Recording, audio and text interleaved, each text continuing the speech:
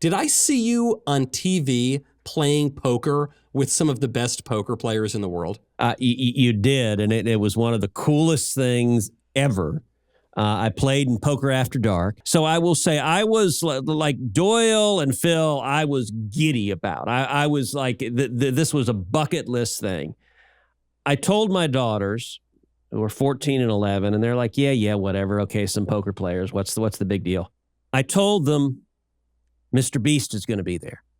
And my girls lost their minds. They're like, oh, MrBeast. Like, so both girls flew to Vegas to meet MrBeast. I mean, it was, look, being in the Senate, it's hard to do anything that seems remotely cool to a 14-year-old or an 11-year-old, especially a 14-year-old.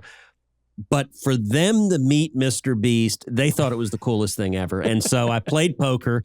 They put out the first episode. So the game we played for a couple of hours, they chopped it into 3 episodes. So part 1 has come out already, but there'll be 2 more parts, and it was pretty awesome. Well, I am glad that you could be a cool guy now for your daughters. It's always something you strive for as a parent. You want to seem like a cool guy.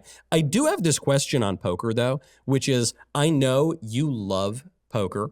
I know there have been a number of other politicians and statesmen who have famously loved poker.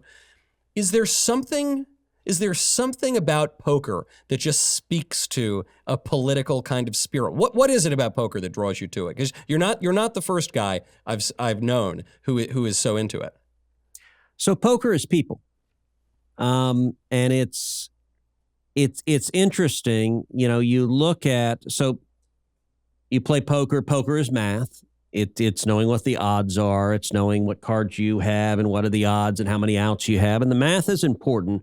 But what I like about poker is it's reading people.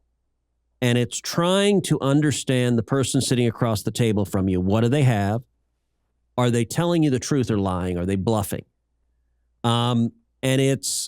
So I've got a number of really close friends who enjoy playing poker, and we played poker for years. And one of my closest friends, a guy who was a groomsman at my wedding, is a semi-professional poker player. And he's played multiple times in the World Series. He's actually made a final table at the World Series, not in the main event, but in, I think, the 2000 Texas Hold'em event.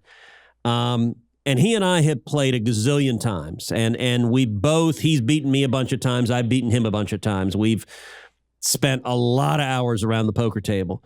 What's interesting is that he is, in terms of the math, clearly a better poker player than I am.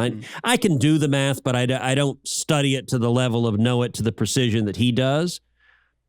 I spend much more time reading the players. And so we'll have hands where I'll beat him and he'll be like, what the hell were you doing? That made no sense. Why would you call me there? And my answer is because you didn't want me to. It may not have. It may not have made sense. If you'd had the cards, it would have been a terrible call. But I knew you didn't want me to. You wanted me to lay down my cards, which is why I called you, which is why I took your damn money. So hand me your chips.